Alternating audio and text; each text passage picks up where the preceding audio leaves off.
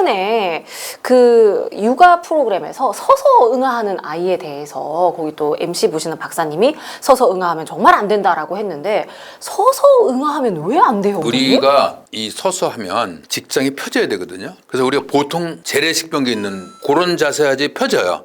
쭈그려 앉는. 예. 그게 제일 낫고 그다음에 양변기 자세는 조금 덜 펴져요. 그래서 용변이 잘 안 나오시는 분은 밑에 우리 이제 목욕탕에 가면은 깔고 앉는 거 있잖아요. 네. 그런 거 같은 걸 다리다 대고 그러면 자세가 옛날 그런 자세가 되거든요.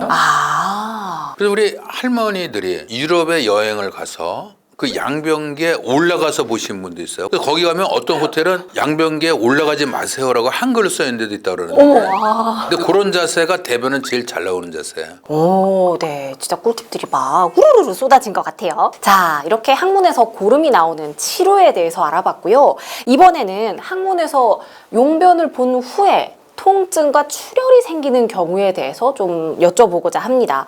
원장님, 이 혹시 또 더 피곤하거나 아니면 과음을 한 후에 이제 볼일을 보고 나니까 통증이 오고 좀 피가 난다 이런 분들 주변에서 저도 꽤 많이 봤는데 많죠. 이 증상은 뭐라고 할까요? 지금 저 사진에 보시는 것처럼 네. 저기가 찢어진 현상이에요. 치열이라고 그래요. 네. 저기가 알살이 있으니까 용변 보고서 용변이 거의 묻으면 얼마나 쓰라리겠어요. 그래서 그 통증이 어떤 분은 용변 볼 때만 있는 분이 있고 심지어는 제가 하루 종일 가는 분도 있어요.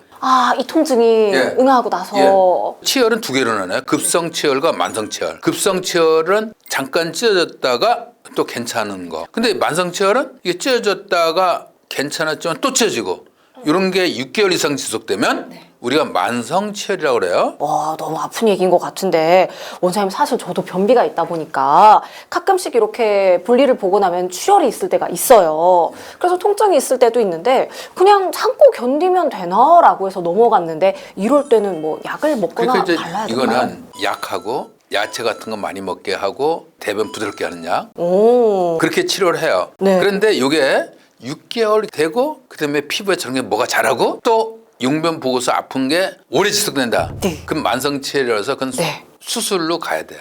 그럼 만성치열의 수술은 어떤 과정으로 이루어질까요? 만성치열은 대부분이 뇌가락근 부분 절개술이라고 대개는 자 치열 있는 분들이 항문을 꽉 조여요. 그래서 아프기 때문에 저걸 하면 통증이 없어지는 거죠. 근데 전 괄약근이 좀 손상이 되기 때문에 저는 저런 수술 거의 안 하고 비추.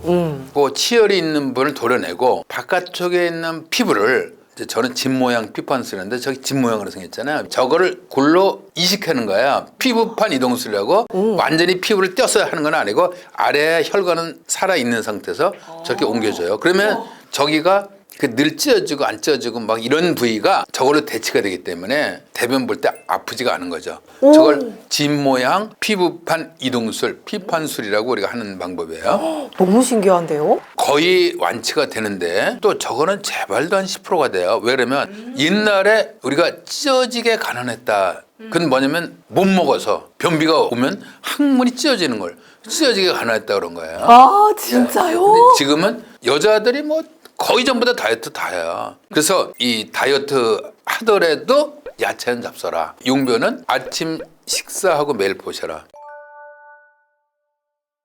근데 원장님 저녁 먹고 보면 안 돼요? 왜 꼭 아침 먹고 해야 돼요? 왜 그러냐면 그거는 아침 식후에 그 위 대장 반사 운동이 일어나서 그게 아침 식후에 그 대변을 보는 욕구가 가장 강해요.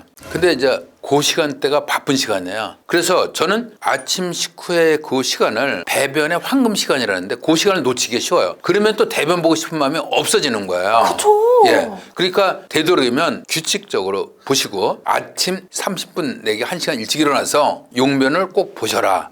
그러면은 변비는 절대로 안 온다. 네, 그런 말씀 또 드리겠어요. 뭐 진짜 우리 원장님은 세계적인 명의시잖아요. 하시는 말씀마다 또 그렇게 이렇게 해야지라는 생각이 자꾸 드는 것 같은데 공사장에서 일하다가 철근에 항문이 찔려가지고 거의 찢어져서 오는 분들도 꽤 많아요. 그거 아주 골치 아파요. 근데 그렇게 온 환자들은 치료는 다 가능할까요? 예, 저희가 항문 초음파에서 괄약근 손상이 얼마나 되는지 제가 그렇게 보는데 되게 조금 손상된 거는 항생제 쓰고